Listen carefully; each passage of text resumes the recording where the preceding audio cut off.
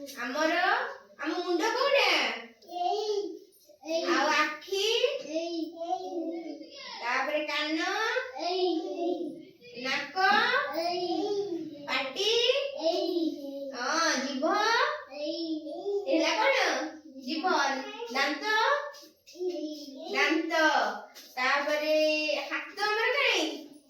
ଆମର କେଇଟା ହାତ? ଦିଟା। ଗୋଡ଼? ଦିଟା। ଆଉ ଆମ ହାତ ଆଙ୍ଗୁଠି କୋଉଟା? ଏଇଗୁଡା ସବୁ କଣ? ଆମ ହାତ ଆଙ୍ଗୁଠି। ତାପରେ ଆମ ଛାତି ଏଇଟା, ଆମ ପେଟ